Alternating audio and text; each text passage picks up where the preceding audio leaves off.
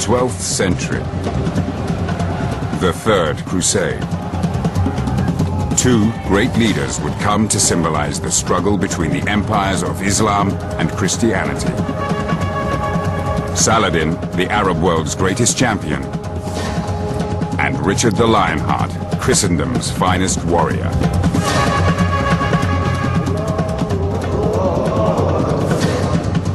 Divided by religion, they would be brought together in holy war. Driven by honor, obsessed with fame and power, Richard and Saladin would ascend into legend, fighting for the sacred city of Jerusalem.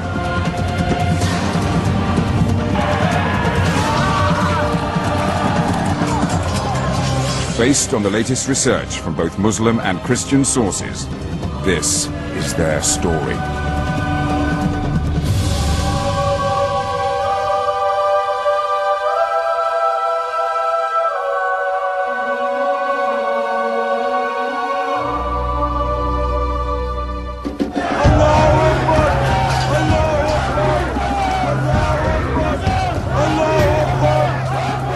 In 1187, a Muslim army battered at the gates of Jerusalem. United behind Saladin, the most powerful commander they'd ever had. For 4 generations, the holy city had been in the hands of the Christian infidel. Now Saladin was poised to reclaim Jerusalem for the Muslim world.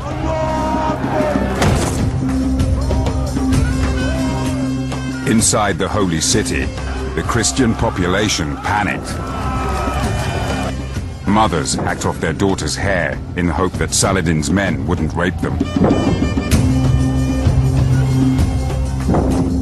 Monks hid their sacred icons. They had good reason to be terrified.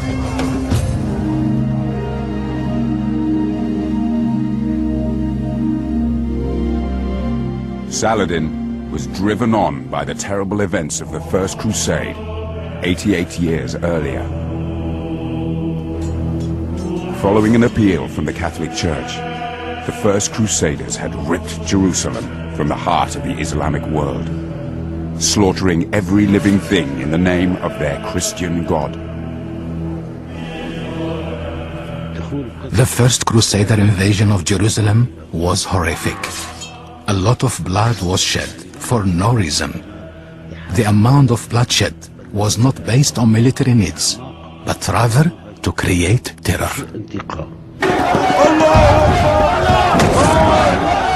Now, Saladin had gathered his own terrifying army. He believed that soon Jerusalem and victory would be his. Islam could take its revenge for the First Crusade.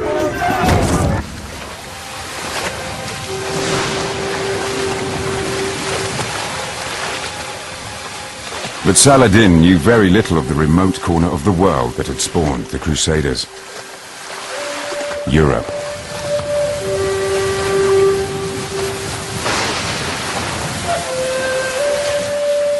Europe was considered to be a cold, foggy, ambiguous place where people actually didn't have a clear idea how to govern themselves. Their religion wasn't clear to them, and they didn't have a proper culture or civilization. And what the Arabs had in mind was philosophy, medicine, music, literature, poetry. And the Europeans were thought to lack all of these things.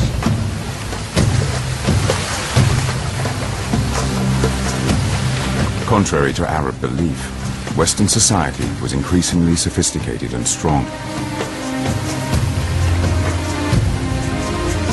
Valuing military skill above all else, it bred ever more deadly warriors, determined to hold on to Jerusalem. The man who would one day be Saladin's nemesis was one of Europe's most proud, feared, and powerful princes, Richard of England. Richard's heroic deeds would one day earn him the title Lionheart. Richard was the member of a fractious, violent family that ruled England and northern France in the 12th century. He was very strong through his bravery, through his astuteness, through his intelligence. He was somebody who was admired and respected throughout the known world.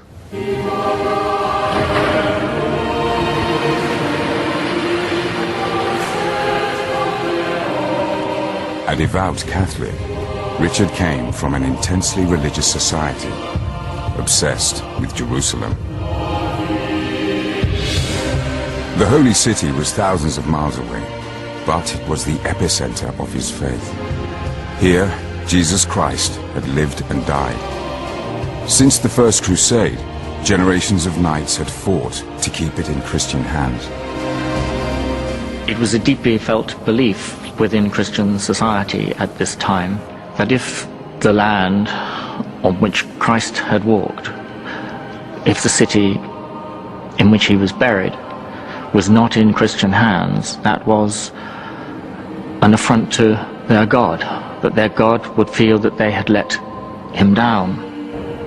Also, if Jerusalem was in the hands of men of another faith, the pilgrim route to Jerusalem might be barred for generations unless you controlled that route and the holy city itself.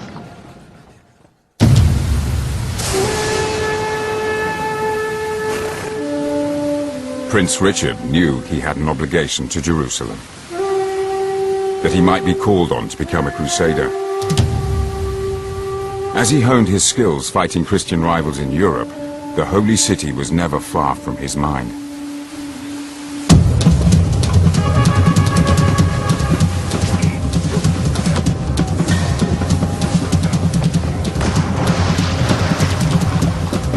Jerusalem was in Richard's blood. His great-grandfather had been king of the Holy City. His father, the King of England, sent huge sums of money to the Holy Land. Even his mother had been on crusade.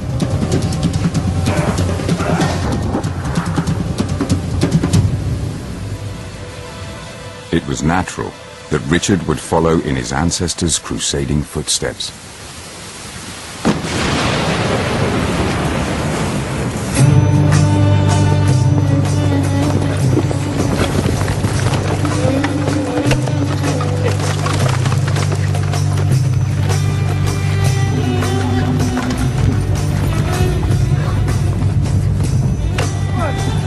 While Richard was still a child, Saladin was a young man in his 20s.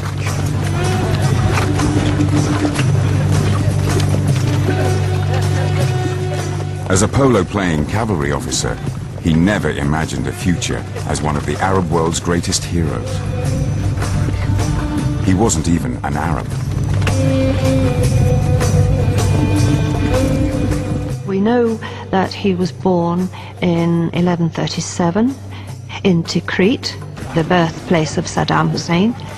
His family were Kurds. He was, to some extent anyway, an ethnic outsider in the lands where he became so powerful.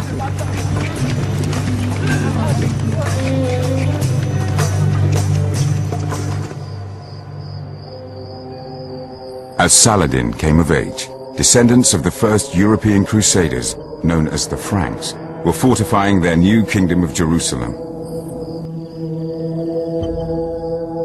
Their growing network of crusader castles was a clear sign that they intended to stay and colonize Arab territory.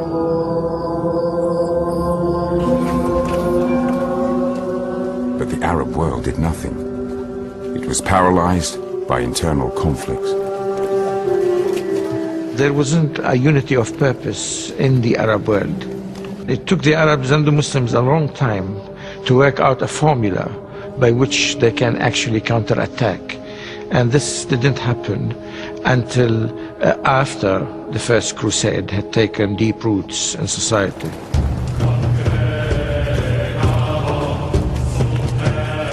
As a young man, Saladin was under the command of his warrior uncle, Shirkuh, in Egypt. In time, Saladin would unite the feuding factions of the Arab world and take on the Crusaders. But like Richard, he began his rise to power, fighting his neighbors.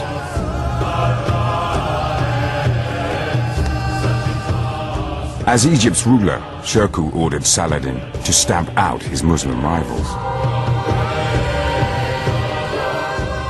An unlikely beginning for Islam's holiest of warriors.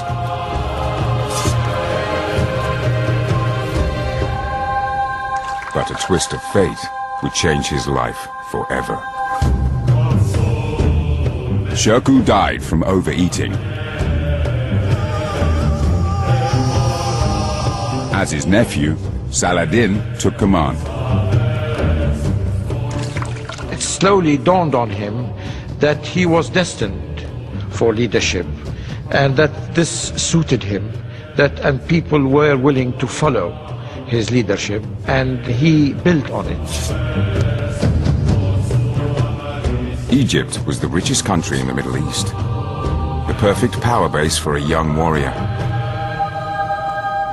As soon as he became ruler of Egypt, Salah ad-Din conceived of the idea of setting up a monarchy. However, at the start, he did not have plans to liberate Jerusalem, but rather he desired a vast kingdom, an empire.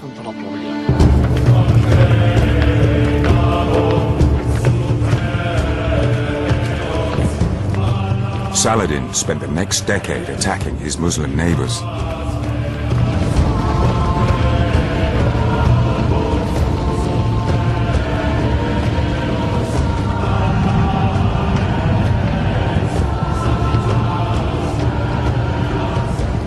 With the might of Egypt behind him, he brought Arabia and Syria under his control.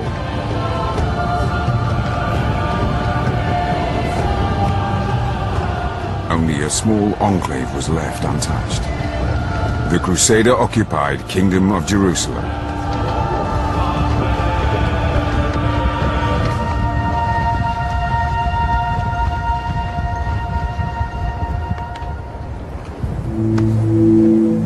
After many years of fighting, Saladin was the most powerful man in the Middle East. But now approaching 50, he was criticized by Muslim holy men.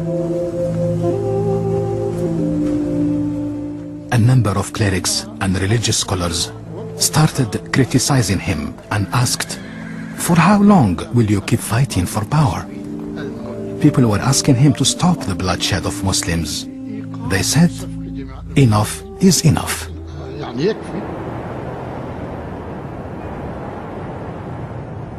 Driven by ambition, Saladin had killed many Muslims on his rise to power.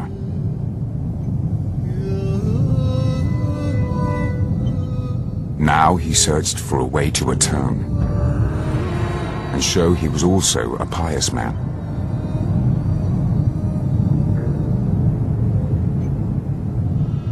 The answer only came to him after a near-death experience.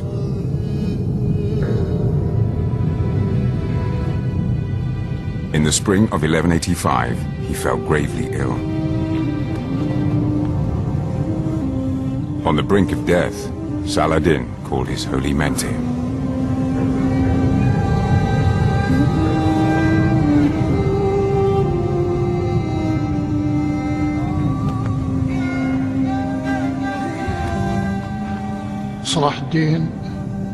Salah ad-Din lived in a religious atmosphere.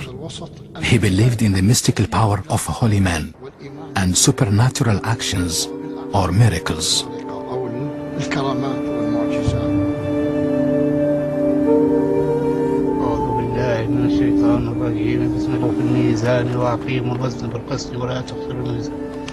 While listening to his holy men read from the Quran, Saladin had a revelation.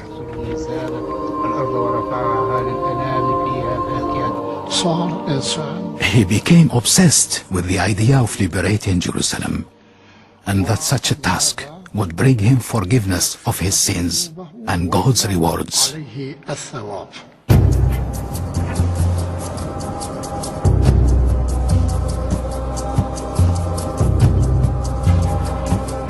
As Saladin began to recover, His belief that God had spared him from death so that he could retake Jerusalem dominated his thoughts.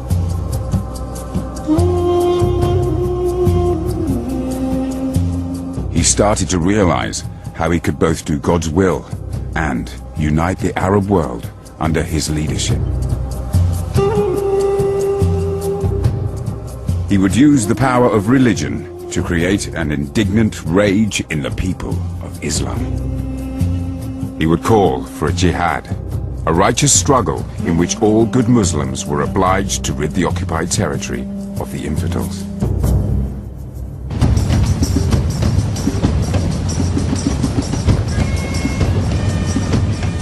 Saladin spread news of his jihad throughout the Middle East.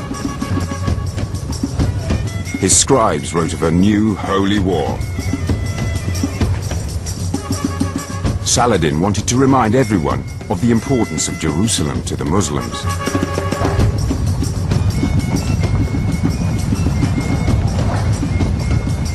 It was the place where the Prophet Muhammad went to heaven to speak to God.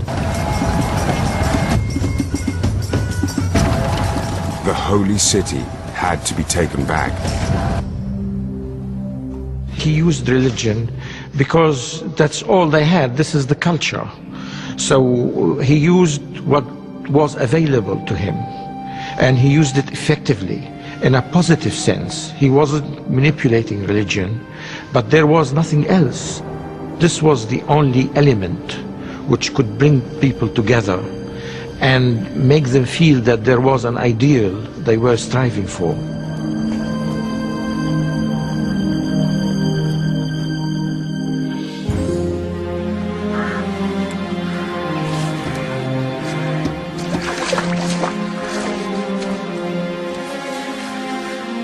Crusaders returning from the Holy Land brought news of Saladin's rise to power and the precarious position of the Franks in Jerusalem. But Richard and Christendom's other European leaders were preoccupied fighting each other. They felt they could spare no men to intervene in the Holy Land.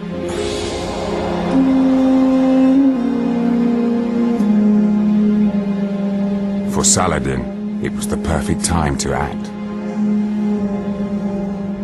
Once Saladin had built up this confederation of people from Egypt, Damascus and northern Syria, and created this moral pressure on people to join in his jihad, he then had to deliver. There was an immediacy, a need for him to fight the Christians in 1187, otherwise the confederation would break up.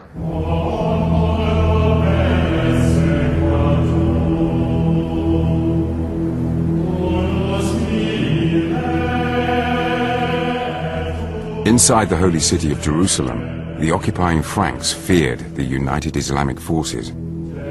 They'd written to the Pope and kings in Europe, begging for help, but received no response. Now, in the summer of 1187, they took the terrifying decision to fight Saladin alone.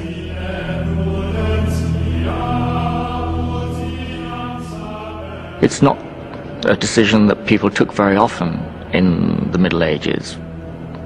To risk a battle against so successful a commander with such great resources at his disposal as Saladin had, meant that you were taking 3-4 times the normal terrible risk.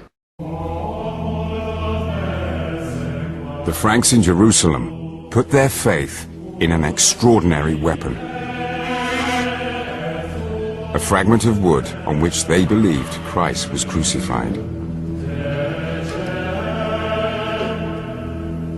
To medieval Christians, the true cross was imbued with great power.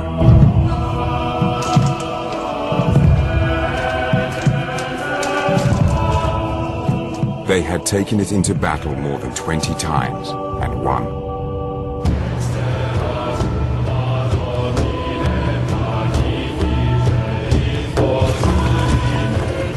Heartened by the presence of the true cross, the Knights of the Kingdom of Jerusalem marched out to face Saladin.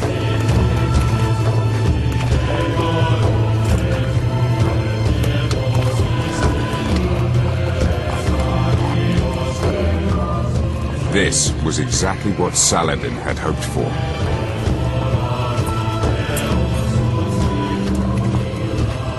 Luring the Franks away from the safety of Jerusalem's walls, he drew them 20 miles into the barren hills of Hattin.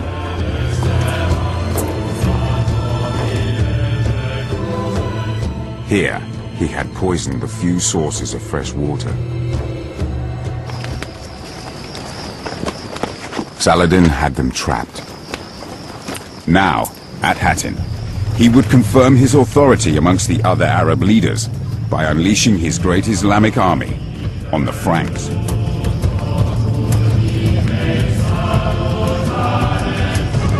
He ordered his troops to attack and torch the Crusader camp. Thousands of Christian knights were slaughtered.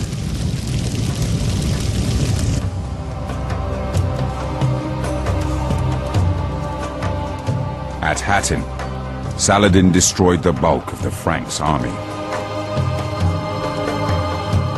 The true cross was also his. But Saladin did not destroy the Christians' great religious symbol.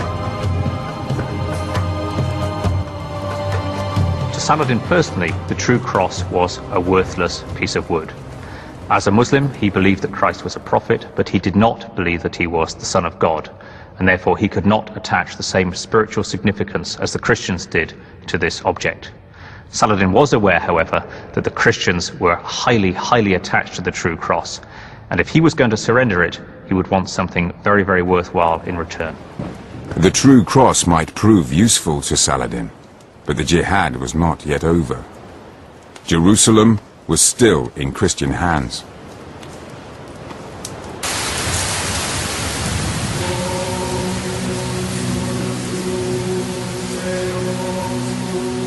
It took 2 months for news to reach Europe from the Holy Land.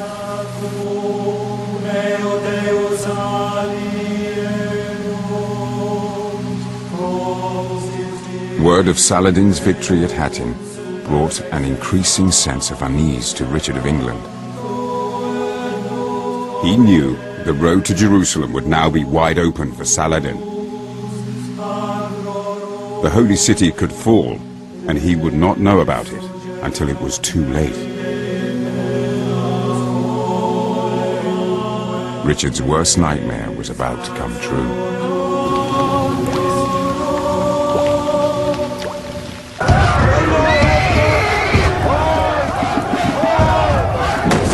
Just weeks after his victory at Hattin, Saladin reached Jerusalem. His defining moment as a holy warrior had come. Saladin wanted Jerusalem, not just because of the importance of the city to Islam. The message of the first Crusaders had been, liberate Jerusalem from the barbaric Muslims. Saladin wanted to neutralize that message.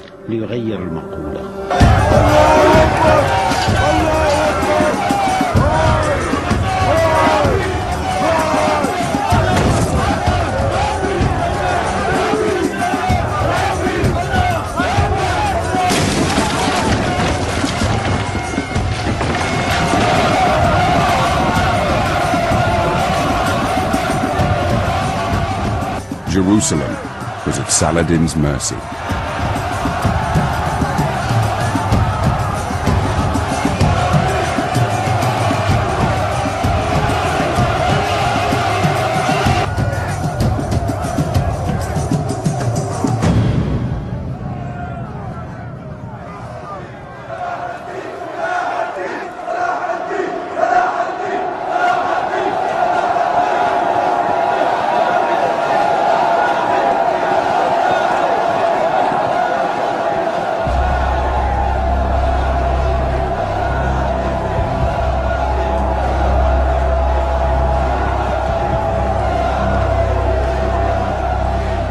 As liberator of Jerusalem, Saladin guaranteed his place in history.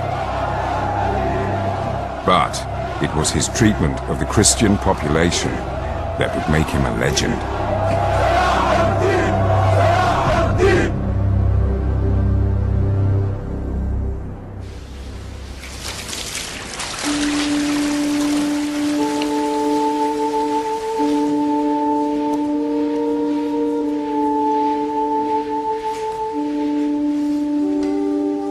Saladin decided not to cleanse Jerusalem with Christian blood.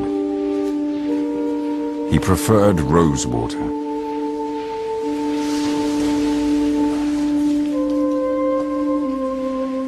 Muslim soldiers turned their energies to purifying the holy places.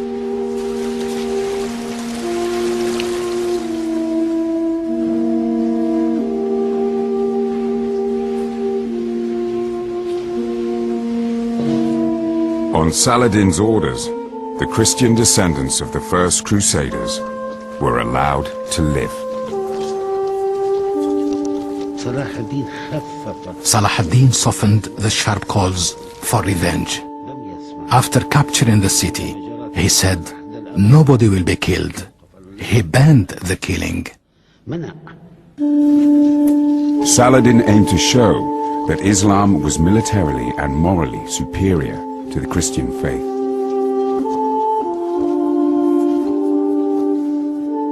Saladin decided to teach the Crusaders a lesson.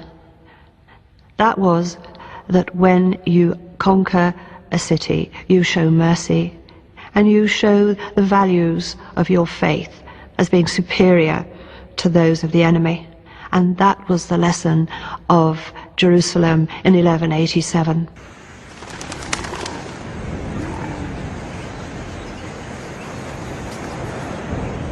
For the first time in 88 years, Muslims could pray in Jerusalem.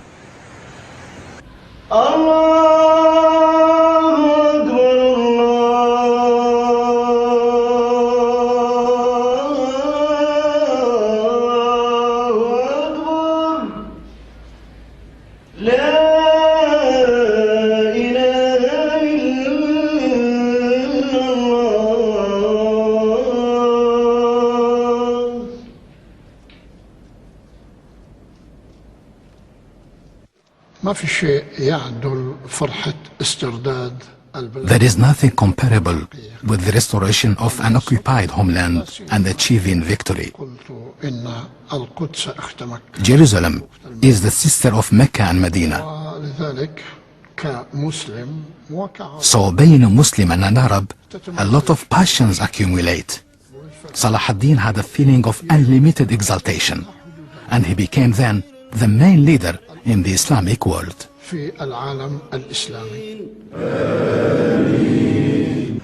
Saladin had achieved his goal.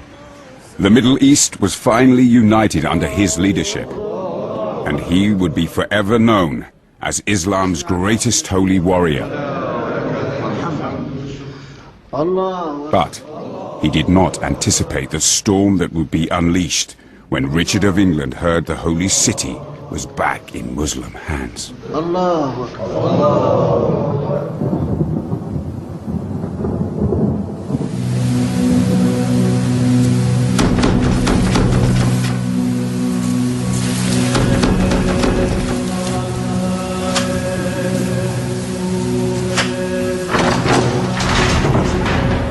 loss of Jerusalem was a disaster for Richard and the Christians in Europe. The Pope immediately issued a decree. Jerusalem was to be recaptured at all costs. In Christianity's darkest hour, Richard prepared to take on Saladin. Richard would have heard the name Saladin many, many times. He would have known of Saladin's huge success as the leader of the Muslim world. The opportunity to match himself against someone so famous was an opportunity not to be missed. As soon as he heard the news that Saladin had taken Jerusalem, he at once, without a moment's thought, impetuously, knowing instinctively it was the right thing to do, took the cross. Richard received a fabric cross that all Crusaders pledged to wear until Jerusalem was back in Christian hands.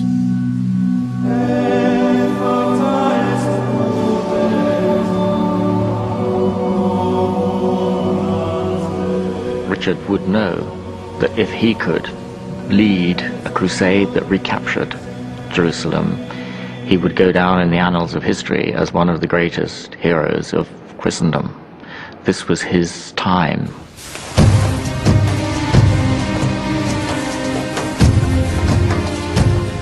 When Richard, the greatest knight in Europe, became a crusader, thousands followed his example.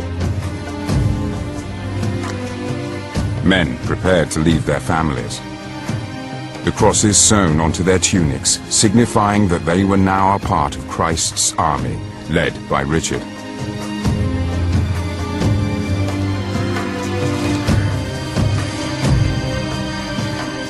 Men who had never left their villages would travel 2,000 miles to join him in the fight for Jerusalem.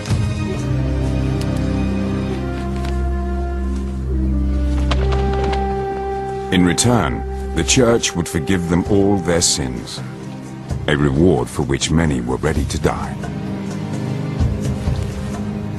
Crusaders embarking for the Holy Land must have felt an enormous mix of emotions.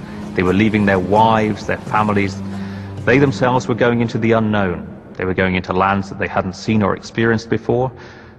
They knew from previous crusades you probably had a 1 in 3 chance of dying or not coming back. So great fear, and also a sense of moral right. They felt crusading was a good purpose.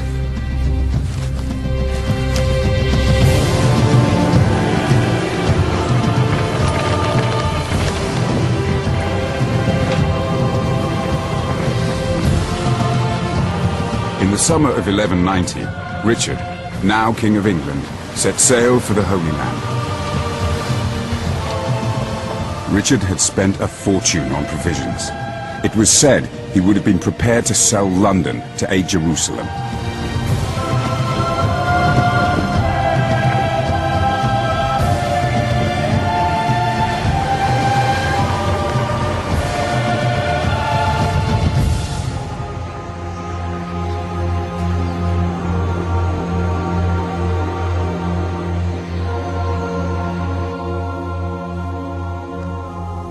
In Jerusalem, Saladin realized instead of stopping the Holy War, his actions had inflamed it. Saladin's council was becoming increasingly concerned. They knew that Richard's army was sailing to join Franks released from Jerusalem, who had regrouped 100 miles north and were now besieging the Muslim port of Acre.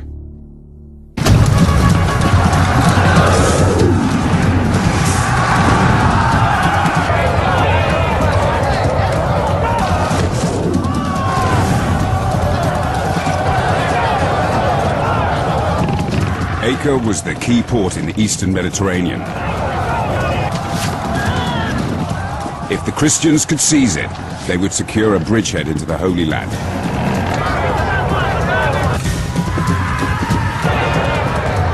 But if Saladin could break the siege, he could force the invaders back into the sea.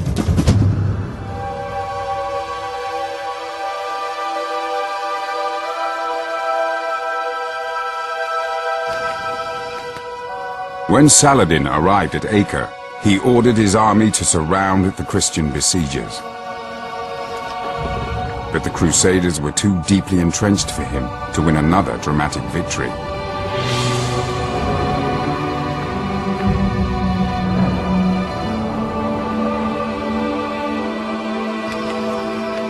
The siege was a stalemate. Now Saladin decided to starve the Christians into submission.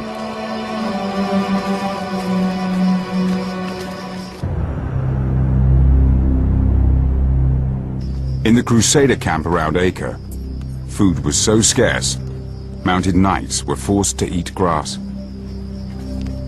They had already eaten their horses. Hunger, malnutrition, and disease killed thousands and made some desperate men desert the crusade. A few even converted to Islam and went over to Saladin. The Crusaders' tenuous hold on Acre was slipping away.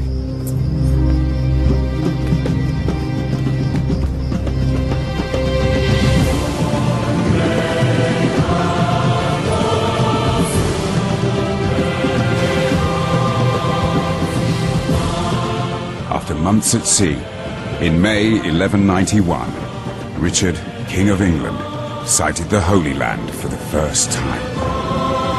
It was the crucial point in a great world struggle between two great religions. As Richard sails to it, we get a description of him looking at the tents, seeing where Saladin's lines are, assessing the strength of the walls, already the soldier, planning what he will do next. He approached Acre not as a pilgrim, but as a commander.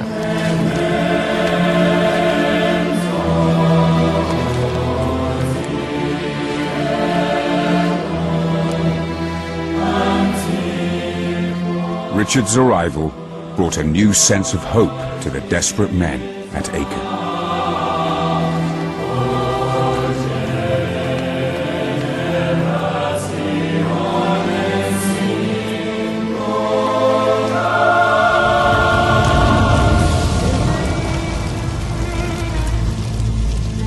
The starving crusaders lit fires in honor of their new leader.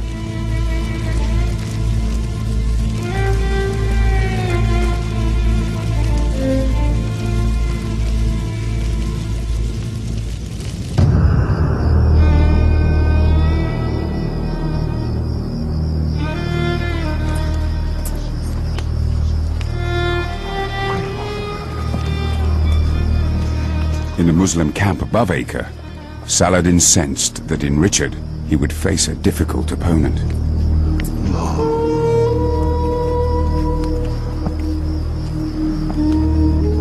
The King of England's reputation as a formidable warrior preceded him.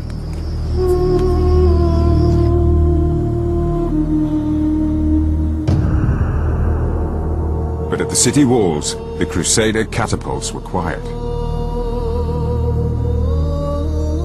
Richard was ill with the deadly camp fever and incapable of fighting. He was confined to his sickbed, but Richard knew there were other ways of winning a war. One of the first things he did was to send a message to Saladin saying, "Can we have a summit meeting? Let's you and I meet face to face and sort this out." Now, no crusading commander had ever done anything like this before. It was unprecedented. Richard sought to establish a personal relationship with Saladin to try and win the war with diplomacy. The idea that they were not just your great enemy whom you fought and hoped to send to hell, but someone you could talk to. Partly it's Richard's belief that he could persuade people. If only he could meet them and talk to them, then he could get through to them. They could bring an end to the whole business of the crusade on terms that suited Richard by talking to Saladin himself.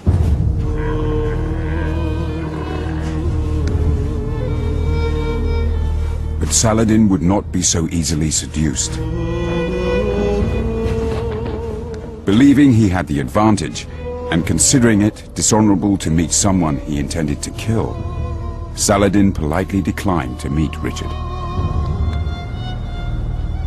I think Richard was taken aback when Saladin refused to meet him. He thought he was a persuasive character, but this didn't apparently cut ice with Saladin, in the sense that he first of all didn't trust Richard. He thought he would never keep his word. Second, he thought there was no possibility of reaching a peace treaty with Richard.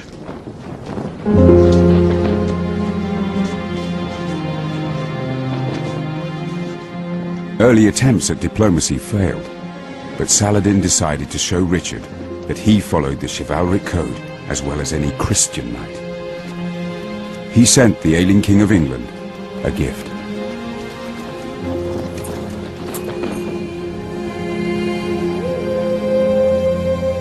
Saladin was proud of his reputation as a generous man.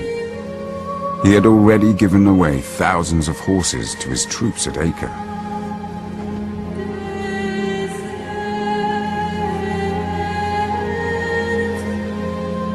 To Richard, he sent fruit for his illness.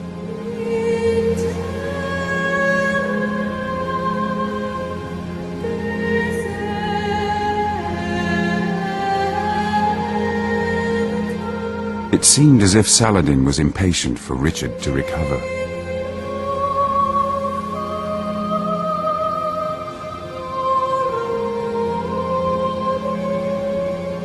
Soon, Richard was well again,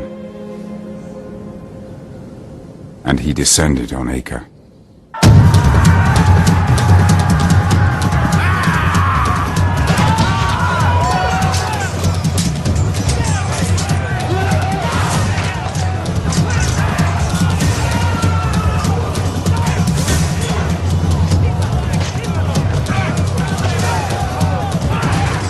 In Richard, the Muslim defenders faced a new kind of leader who fought from the front, risking his life alongside his troops. He seemed unstoppable.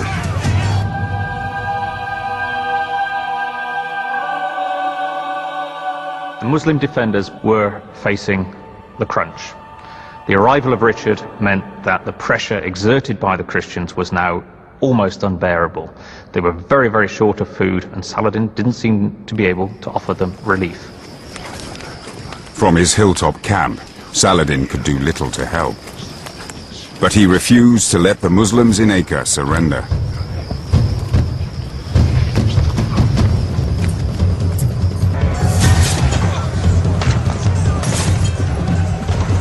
Richard's onslaught continued.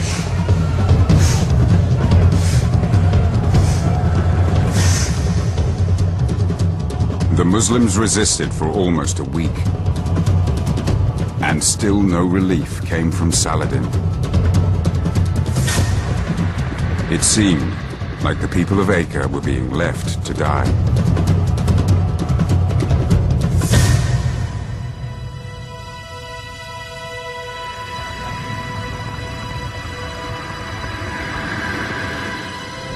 Eventually, without Saladin's permission, they gave up the fight. In the end, they forced his hand. They forced him to surrender the city. And this wasn't to his liking, but at the same time, everybody was exhausted. His resources were running out. He couldn't actually keep paying everybody. And he was forced to surrender Acre, at the same time regret the fact that he had to do so. Saladin had enjoyed decades of loyalty and success. But now, against Richard, his authority was beginning to unravel.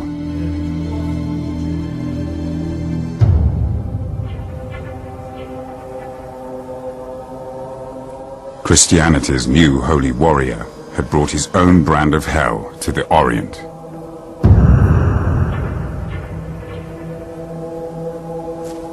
It was at Acre that Richard, King of England, earned the title Lionheart.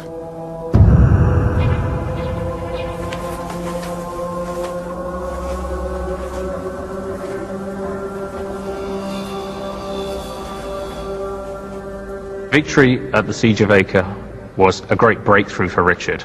It meant that the Christians had been blessed by God. How else could they explain their victory? It also, in strategic terms, he knew would be a big step forward. It would help to break the power of Saladin, it would help open the way to the holy city of Jerusalem.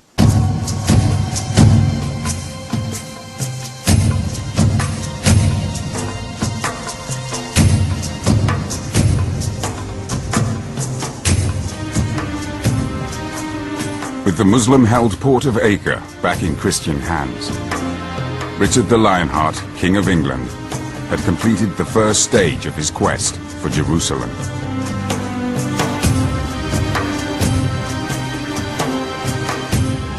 He thanked God for his recent victory. But now, instead of marching on the holy city, he found himself guarding 3,000 Muslim prisoners in Acre's dungeons, taken hostage after the battle. He sent envoys to Saladin's camp to negotiate for their release.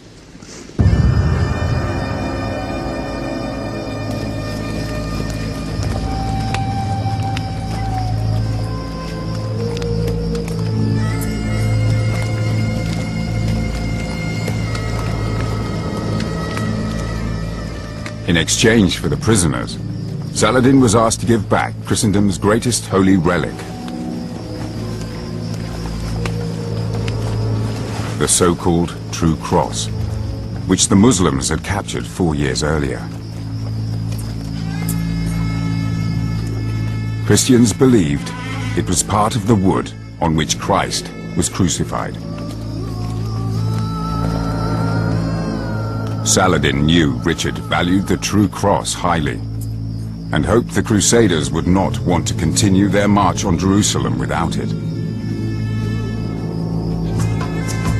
Risking the lives of 3,000 of his fellow Muslims, he delayed the exchange. Stuck in Acre, Richard's crusade ground to a halt. As the weeks passed, his fellow holy warriors occupied themselves in Acre's famous brothels.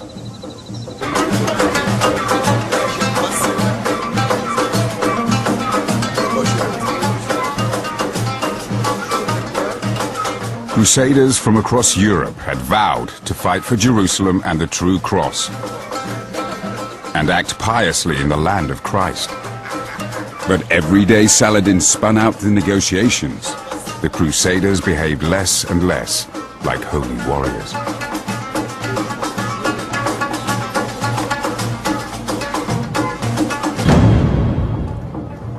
In the dungeons below, the Muslim prisoners could not understand why Saladin continued to delay.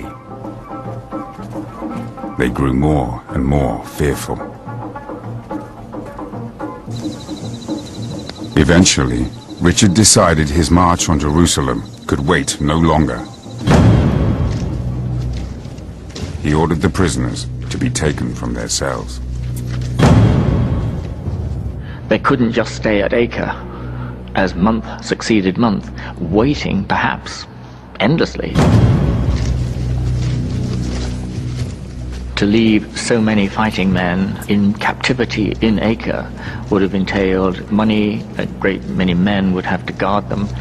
This, he calculated, was a cost that he could not bear.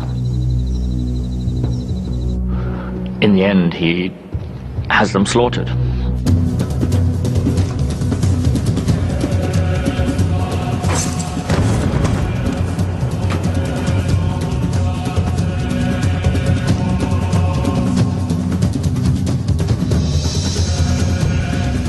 Zealous Christian knights believed slaughtering the Muslims was God's will. Richard had agonized over whether to kill the prisoners. But in the end, he felt Saladin gave him no choice. Richard's decision went against all conventions of the time.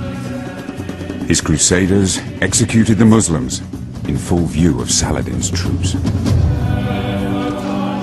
According to the codes of warfare in the Middle Ages, you simply captured prisoners and exchanged them or ransomed them. You never killed them. They're supposed to be worth something.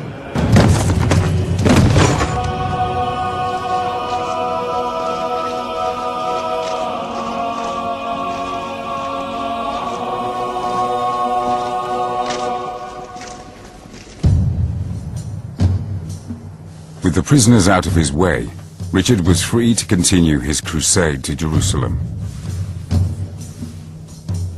And with his new reputation for brutality, other Arab cities would now think twice before opposing him. Saladin was furious. He ordered the True Cross to be taken to his treasury in Damascus.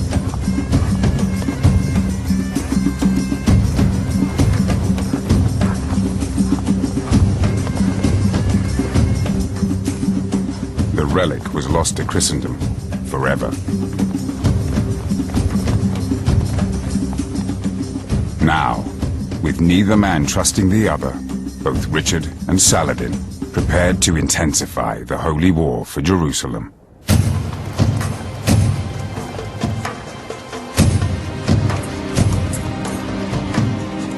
In the autumn of 1191, Richard began his march towards the Holy City.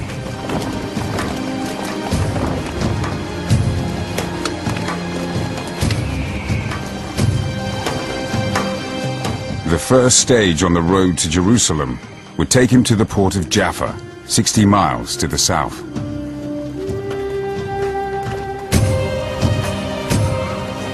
Richard knew he would need to march through Saladin's territory to reach Jaffa, but the port was key to his crusade. Saladin knew, as they knew, that if they once held Jaffa, they would have a bridgehead, the most convenient bridgehead for the march inland to Jerusalem. Saladin was determined, if at all possible, to stop them taking Jaffa.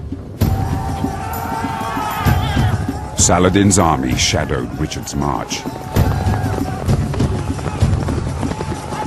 His cavalry harassed the Crusader lines.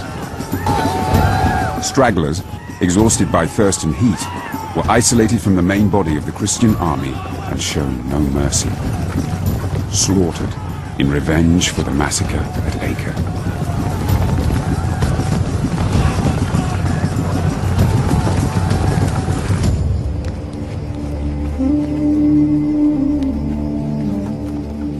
By night, the full force of the treacherous situation the Crusaders found themselves in hit home.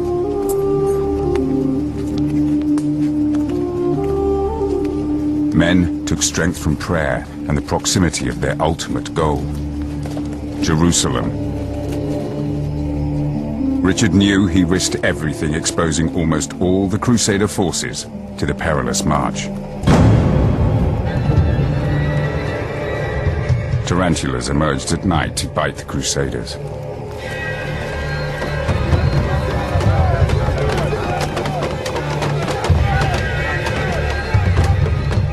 Terrified men beat shields to drive the vermin away.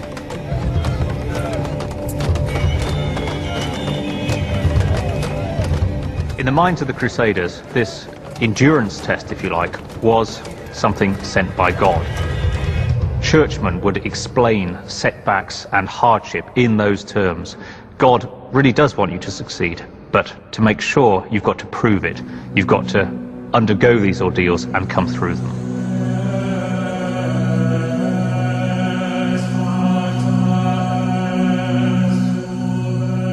Richard expected the greatest test was yet to come. An all-out attack by Saladin.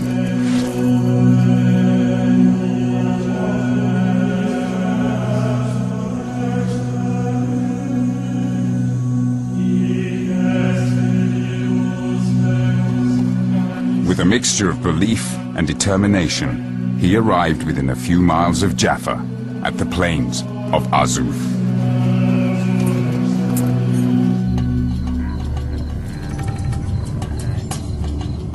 At Azuf, Saladin intended to stop Richard with an all-out attack. Saladin risked a full-scale battle to stop this steady march southwards. The Crusaders were determined to get to Jaffa. There was a head-on conflict between the two great armies.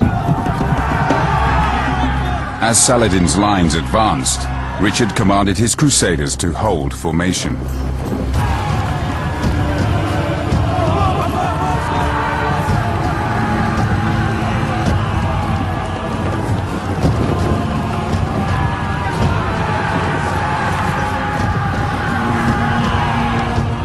Then, against Richard's direct order, two knights seeking glory broke ranks.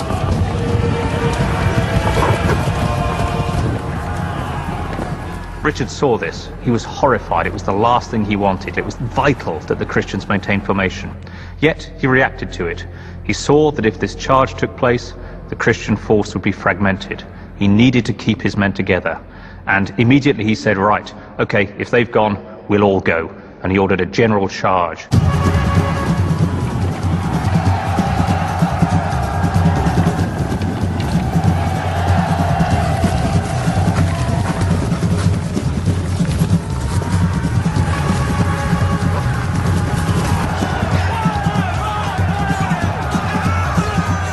Within minutes, Richard turned the tide of the battle.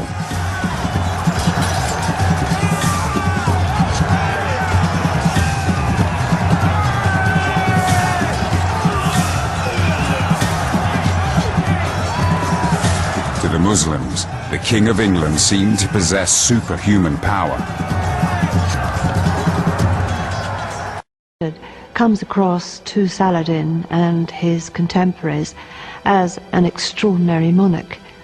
He's described as an extremely courageous and clever warrior. The Muslim army fled in confusion from Richard's ferocious attack.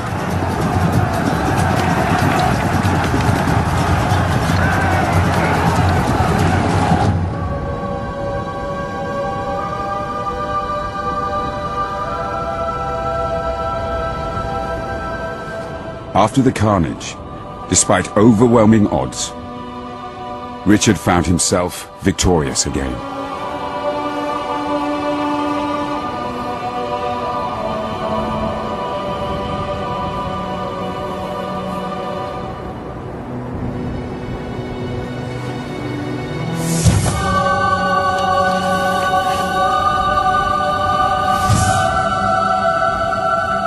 By taking the city of Acre, the city which had dominated, as it were, world news for the last 2 years, and then winning the Battle of Arsuf, Richard had, within a short space of time, destroyed the reputation that Saladin had built up over several decades of being an unstoppable, successful politician and soldier. With Saladin now defeated, Richard entered Jaffa unopposed.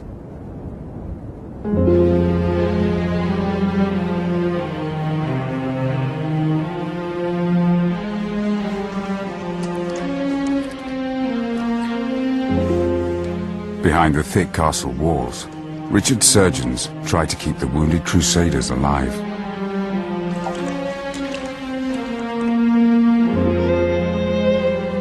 Many of these exhausted men would now be expected to march inland to Jerusalem. Hundreds had fallen, and every death made Richard's quest more and more difficult.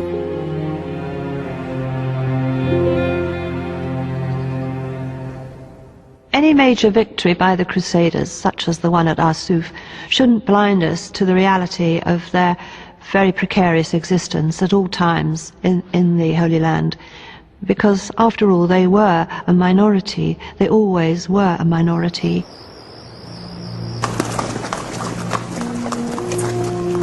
Inside Jaffa, Richard began to realize how vulnerable his crusade was.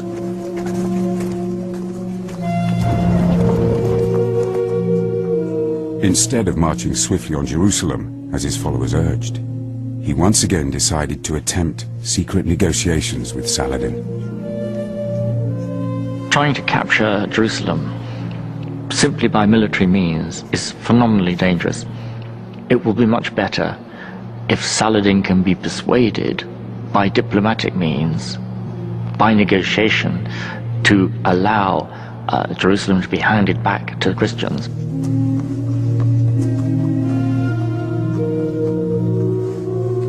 Richard wrote a private letter appealing to Saladin's famous generosity.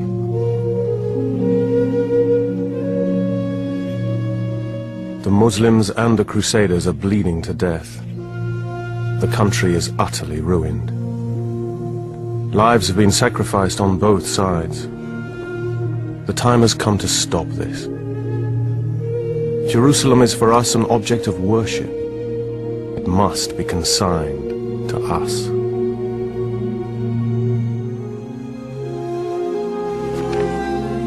But the holy city was also sacred to Muslims.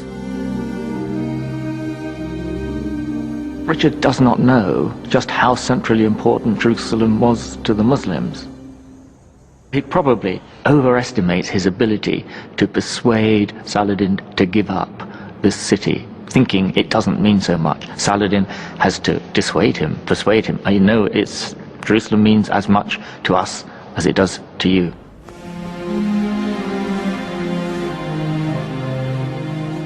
Saladin sent his brother Al-Adil with his response to Richard's request.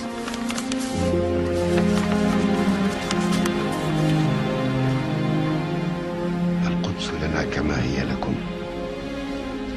وحرمتها عندنا مقدسة أكثر ما هي. Jerusalem is ours as much as yours. Indeed, it's even more sacred to us than it is to you. Do not imagine that we can renounce it or waver on this point.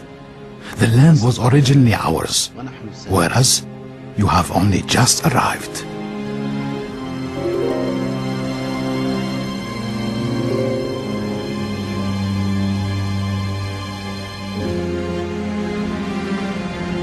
Jerusalem was a sacred Islamic site, where the Prophet Muhammad ascended to heaven.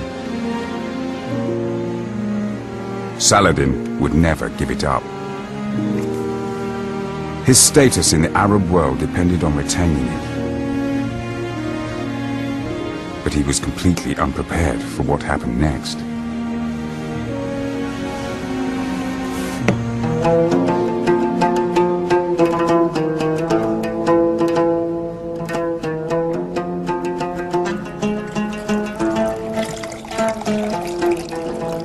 Richard and Al-Adil continued to meet and became close friends.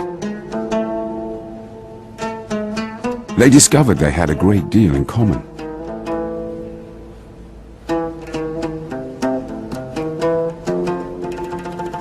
Men like Richard and Al-Adil both believe they have been born to rule, to lead armies, to enjoy hunting, to enjoy hawking, to enjoy fine horses, to enjoy music. They have so much in common that once they get talking, it's not surprising they appreciate each other's qualities.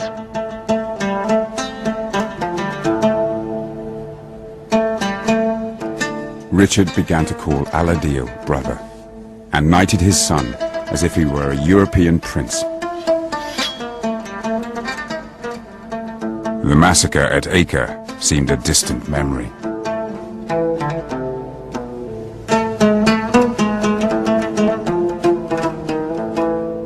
Once he has met with Saladin's brother Al-Adil, he felt these were not merely stereotypical nightmare figures of some horrible, hideous alien people. And from that moment on, the rest of the crusade, there is nothing remotely approaching the slaughter of the garrison of Acre. With Richard on crusade were his wife Berengaria and his sister Joanna. His sister would be an essential part in his new diplomatic thrust for the Holy City.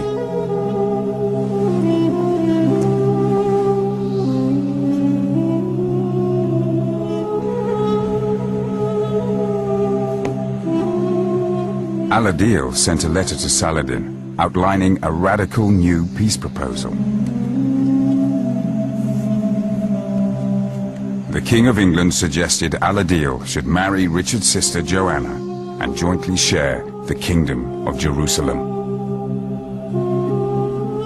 This, on the surface, is a terribly strange idea. A Christian princess marrying a Muslim prince. It's a very interesting tack by Richard. I think what he's doing there is trying to divide off Al-Adil from Saladin. He's suggesting that Al-Adil should become the ruler of Jerusalem in his own right. He's trying to exploit tensions within the Muslim camp.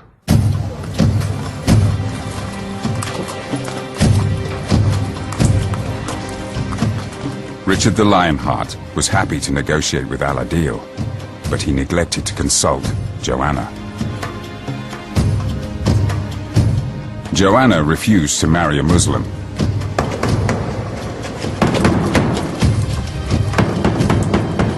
And Al-Adil refused to convert to Christianity. The wedding was off. She was a divorced woman in the first place. She hoped to marry some kind of Christian count. She didn't want to become part of a Muslim family. And she knew that this was simply a straightforward political proposal. When Richard's secret dealings with the Muslims were revealed, his fellow crusaders were scathing.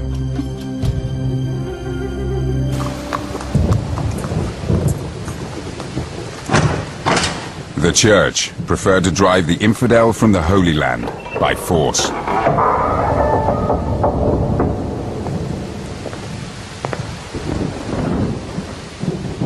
Richard had little choice but to heed the demands of his increasingly impatient army. Reluctantly, he prepared to face the dangers of the treacherous winter road to Jerusalem.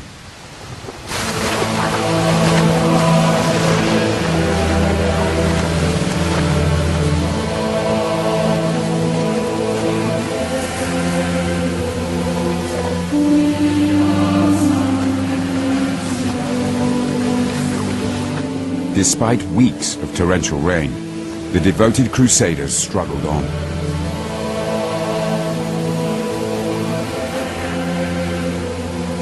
But the nearer Richard got to his goal, the more worried he became.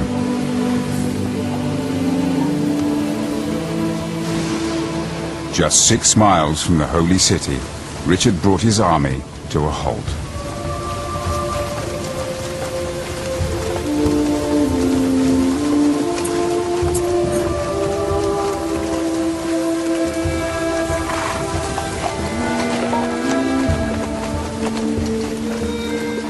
He held council with a group of local knights who had made the Holy Land their home and were concerned about the long-term future of the Crusader kingdom of Jerusalem.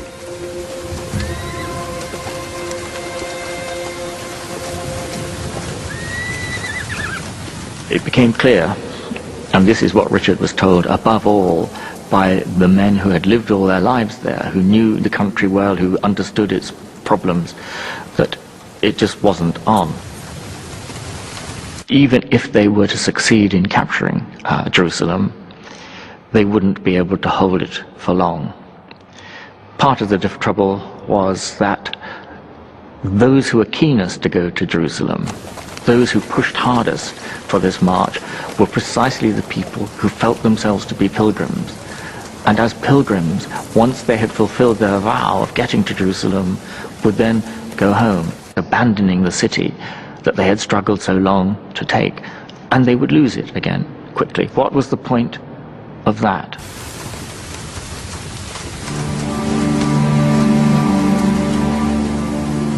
Richard could see no point in pressing home the attack, only to lose Jerusalem a few months later.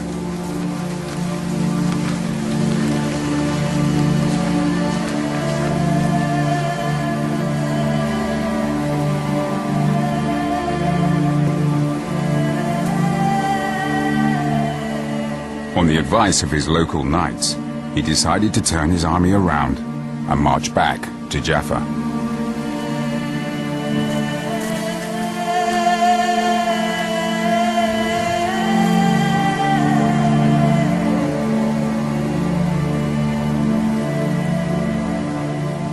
The idea of not going to Jerusalem provokes outrage and uproar in the Crusader army. They committed themselves to the cause of Christ. They wanted to complete their pilgrimage. And here was their leader, their esteemed leader, telling them that it wasn't possible. They couldn't understand it. They felt, some of them felt very betrayed, some of them felt almost that Richard was being a coward. But the reality was, their leaders said they had to turn around and go back.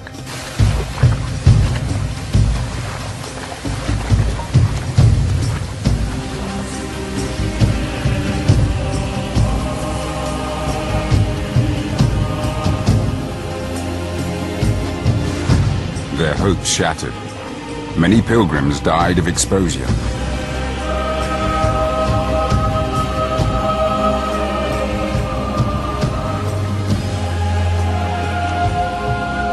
Thousands of others deserted Richard's crusade in disgust.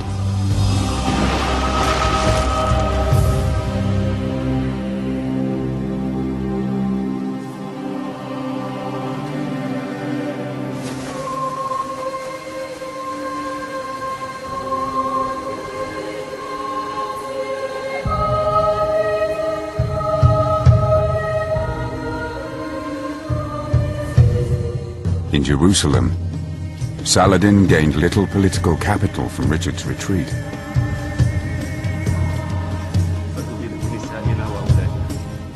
He was increasingly isolated from his council.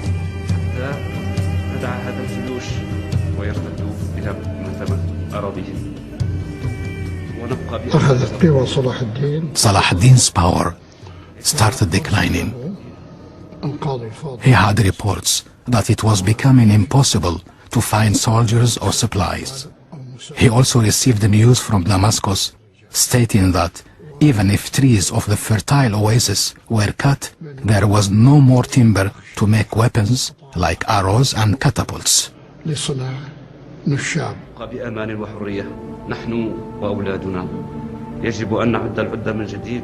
As time passed, Saladin became more and more vulnerable.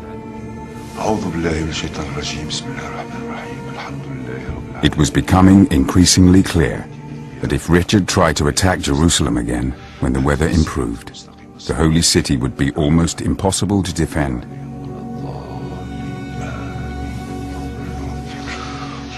It seemed only a matter of time.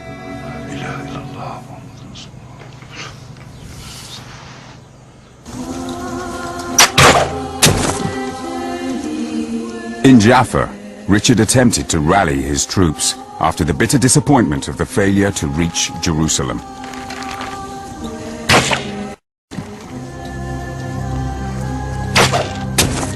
Then he received some devastating news from England. His brother, Prince John, was attempting to seize power from Richard in his absence. Richard was urged to stop the crusade and return to England to fight for his crown.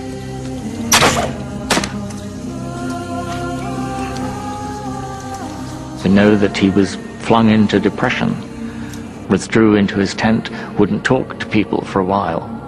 Must have been a very difficult decision to have to take. If I stay here, I may not be able to take Jerusalem. And if I stay here trying to do the impossible, maybe I will lose my kingdom back home. If I give up Jerusalem and head straight back to counter my treacherous little brother John, it may be that I shall get there too late and he will have taken over anyway. And I shall have abandoned Jerusalem. What does anyone do in that situation? Either way, probably you're going to get it wrong. The hopes of thousands of crusaders rested on Richard's decision. All were desperate to receive the divine salvation the holy city offered. Richard's chaplain approached the king's room.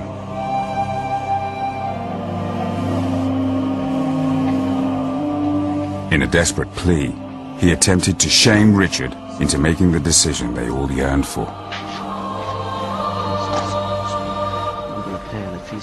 Pray consider deeply in your heart how God has honored and magnified you with countless triumphs and successes.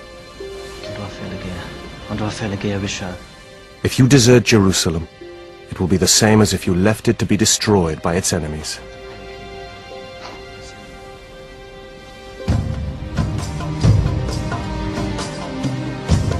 As the weather improved, Richard's inaction threatened his reputation as a holy warrior. It seemed he had little choice but to make one last advance on Jerusalem.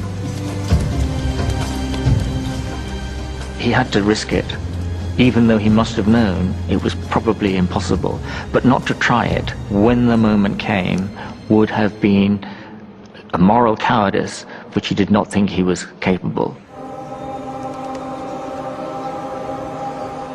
As Richard's army approached Jerusalem for the second time, Saladin met with his council of emirs. This time, they felt certain Richard would crush them.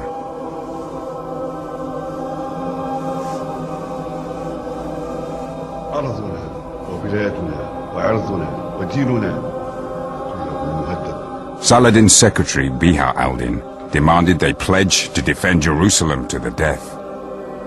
But no one spoke.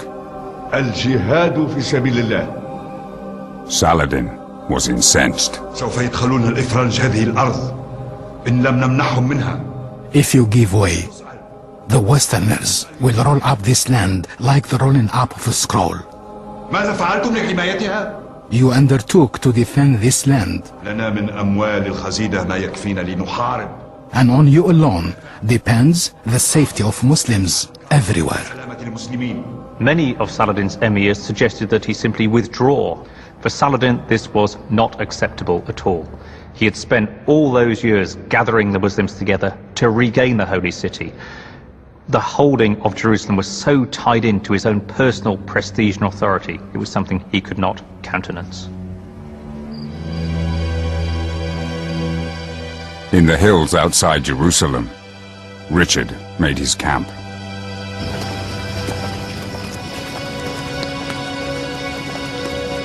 Crusaders prepared for martyrdom.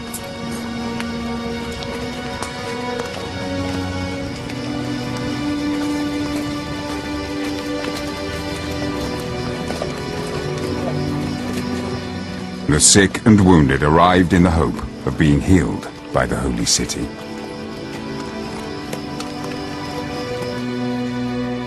Richard was tantalizingly close to his ultimate goal.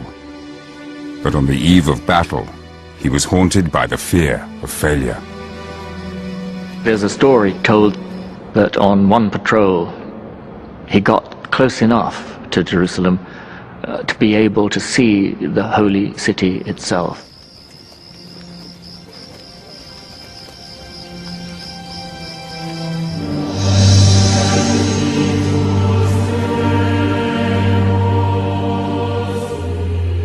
Beholding Jerusalem only added to Richard's dilemma.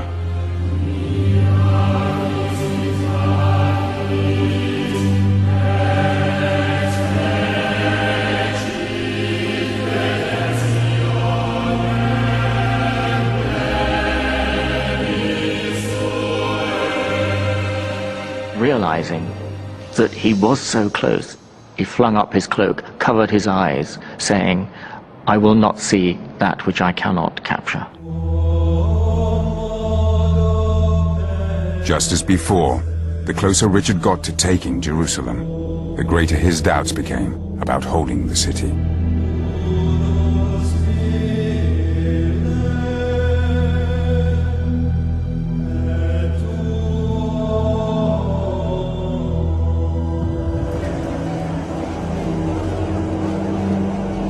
Inside Jerusalem, Saladin was also kept awake by his fears. When he conquered the Holy City, Saladin had allowed the Christian population to live, but he suspected Richard would not be so generous. The terrified Muslim population knew Richard had massacred the people of Acre. They feared they would be next.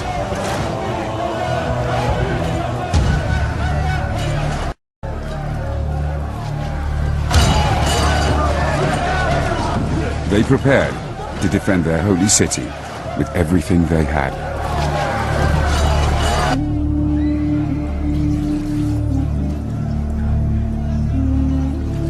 In the middle of the night, Saladin met his secretary Biha al-Din, who gave him some advice. Your Highness is weighed down with anxiety. Earthly means are useless. You can only turn to God Almighty. Perhaps God will take pity on you and answer your petition.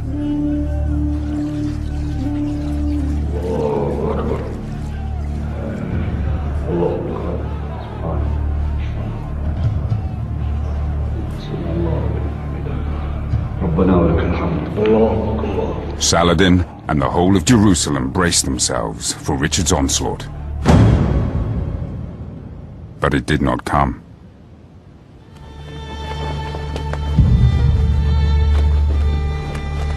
The Crusader camp was deserted. On the verge of achieving his goal, once again Richard had ordered his men back to the coast.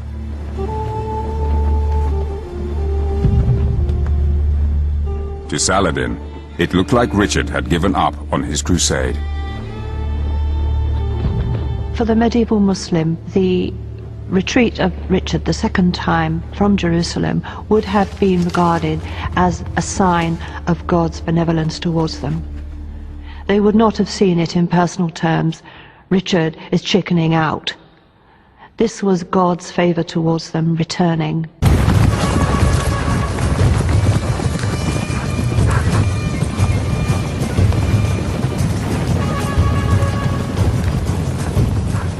Richard had retreated to Acre. Now Saladin seized the initiative and descended on Jaffa.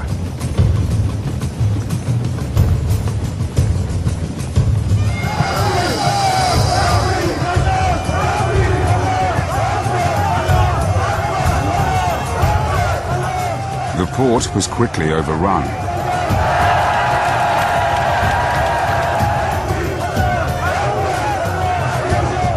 Like his conquest of Jerusalem, Saladin tried to stop the looting and sacking of the city. But his troops had begun to resent his generosity to the Christians, and many ignored his command.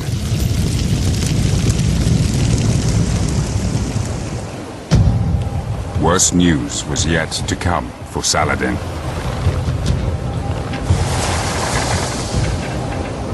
Richard may have forsaken Jerusalem, but when he heard Jaffa was threatened, he raced with only a handful of men to save the port.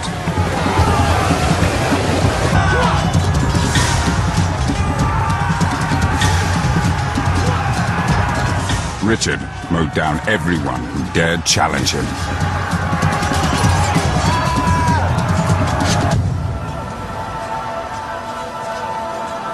Saladin commanded his men to keep fighting, but his orders carried no weight. His top-ranking officer said to him, "Let your bastards who prevented us from looting go and fight him."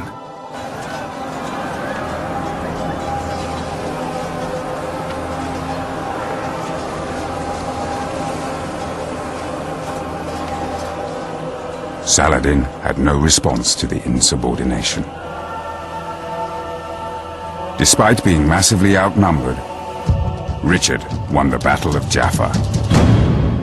It's in that moment, I think, that you see Richard's reputation as a legendary warrior working even in his own lifetime, working on the minds of his enemies, people against whom he's been fighting for the last 15 months. The great encounter at Jaffa becomes a miracle sent by God to allow our great Christian hero, Richard, to hold on to at least one of the successes of the Crusade.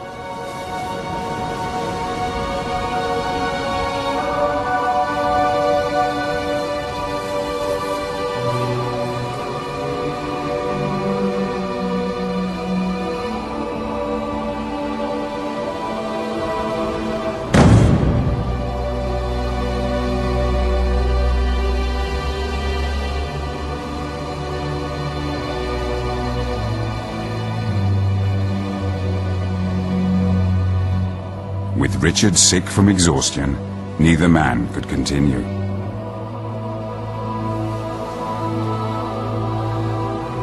A face-saving truce was all that was left.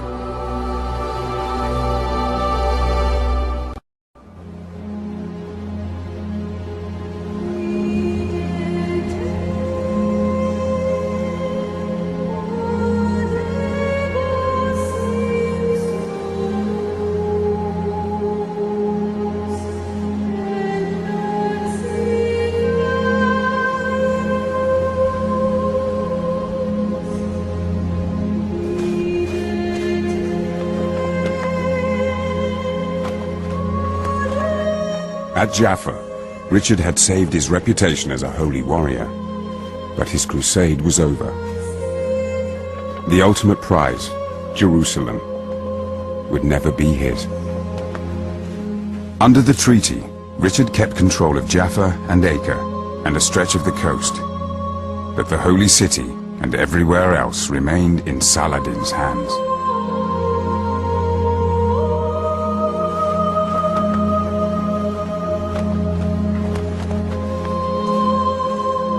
There was neither victor nor vanquished. At the same time, Saladin had clearly won a decisive victory in regaining Jerusalem, and as long as he managed to keep it, the other side would consider this to be some kind of a defeat. Although the truce confirmed Jerusalem as his, for Saladin it it was too late. His authority over his empire was on the verge of collapse. He died 6 months later, aged 56.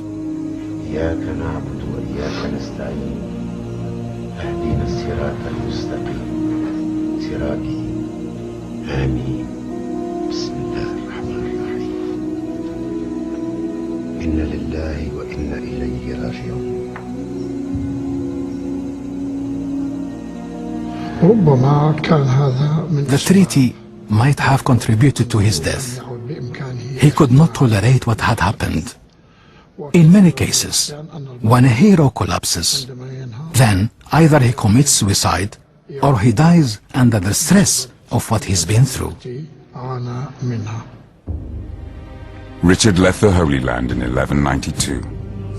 He had marched on Jerusalem twice and failed. Thwarted by his own caution, as much as by Saladin.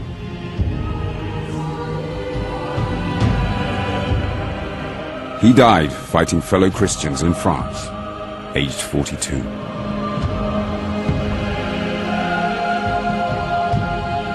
Even though Richard did not manage to recapture Jerusalem for the Christians, his reputation was made.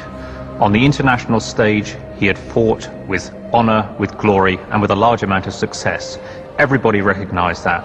The Christian world, the Muslim world. His status moved to a new level. He became the standard which kings and warriors should aspire to. Richard and Saladin gave everything for love of Jerusalem. Even in Europe, Saladin gained a glowing reputation. In the first guide to Christian chivalry, he was the leading example. Saladin is the most famous Muslim in the whole world, after the Prophet Muhammad, of course. His legacy is with us even today. He symbolizes virtue, magnanimity, and generosity, and was a worthy person for medieval Europe to admire. Richard and Saladin never met, but their epic struggle set the tone for religious conflict for centuries to come. In their own lifetimes, chroniclers imagined how unstoppable they would have been if they had worked together. Putting aside sins, if anyone could give Saladin's noble qualities to King Richard, and his to Saladin, then the whole world could not furnish two such princes.